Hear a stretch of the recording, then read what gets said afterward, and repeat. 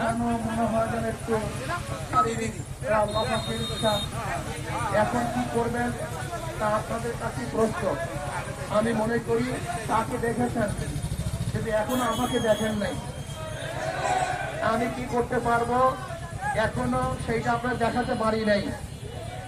আমি ইনশাআল্লাহ যদি আপনারা আমাকে নির্বাচিত করেন, আমি বোবা থাকবো না। সংসদে বোবাদের কোনো কাজ নাই। আমাদের কিছু প্রার্থী আছে সংসদে যায় শুধু হা এবং নার পক্ষে হাত তোলার জন্য। হা বিজয় হয়েছে, না বিজয় হয়েছে, শুধু হা এবং নার পক্ষে হাত তোলার জন্য সংসদে যায়। আমি ফয়জুল করিম সংসদে হা এবং নার জন্য শুধু হাত তোলার জন্য যাব না, কারণ বাংলাদেশ কোন পথে চলবে, কোন আদর্শে চলবে, কোন নিয়মে চলবে, ডাকাতি হবে কি হবে না, চুরি হবে কি হবে না, সন্ত্রাস থাকবে কি থাকবে না, এদেশের টাকা বিদেশে পাচার হবে কি হবে না, আল্লাহর জন্য আল্লাহর হুকুমত হবে কি হবে না, এই ব্যাপারে ইনশাআল্লাহ আমি সংসদে জোর করার বক্তব্য দেব ইনশাআল্লাহ। যদি আমাকে নির্বাচিত করেন ইনশাআল্লাহ আমি ওয়াদা করতে পারি বিগত দিনে যেই কাজগুলি হয় নাই, যদি আপনাদের সন্তানকে আপনারা নির্বাচিত করেন, বিগত দিনে যে কাজ হয় নাই, ইনশাআল্লাহ আমি এই এলাকার ভদ্র বিশিষ্ট ওলামায়ে কেরাম, শিক্ষিত যারা যেই কাজ অভিজ্ঞ, এরকম সমস্ত ব্যক্তিদেরকে নিয়ে আমরা একটা পরামর্শশালা করব, যে পরামর্শের ভিত্তিতে এই বরিশাল কিভাবে উন্নয়ন করা যায় সেই ব্যবস্থা অবশ্যই আমি করবো ইনশাআল্লাহ।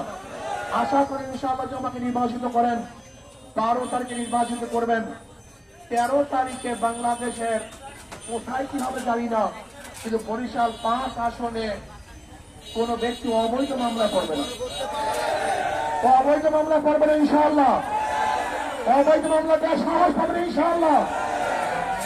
আসুন আমরা দেশটাকে সুন্দর করার জন্য, জুলুম মুক্ত এক দেশ গড়ার জন্য আমরা সবাই সম্মিলিত ভাবে হাত পাকা প্রতীকে ভোট দেই, ভোট চাই ইনশাআল্লাহ। 12 তারিখে সকাল সকাল আমরা ইনশাআল্লাহ ভোট কেন্দ্রে চলে যাব। সকালে ইনশাআল্লাহ লাইন দেব, ফজরের নামাজ পড়ি ইনশাআল্লাহ লাইন দেব।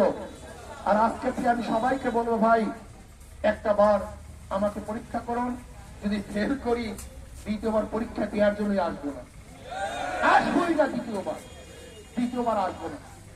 বলতে পারেন হুজুর আপনার সম্মান ইজ্জত তো কয়েক ডজন এমপির চেয়ে বেশি আছে, তাহলে আপনি এখানে যেতে চান কেন? প্রশ্ন এখানে, আল্লাহ আমাকে সম্মানও দিয়েছেন, এরপরে ভালো থাকার অর্থও দিয়েছেন, কিন্তু কেন সংসদে যেতে চাই?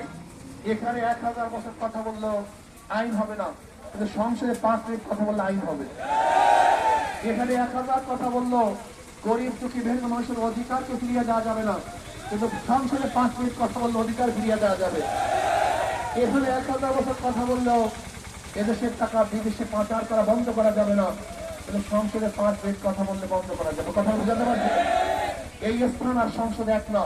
এর জন্য আসুন এই দেশটাকে সুন্দর করার জন্য, এই দেশটাকে জুলুম মুক্ত দেশ করার জন্য, চাঁদা মুক্ত দেশ করার জন্য হাত পাকে ভোট দেবেন না ইনশাআল্লাহ।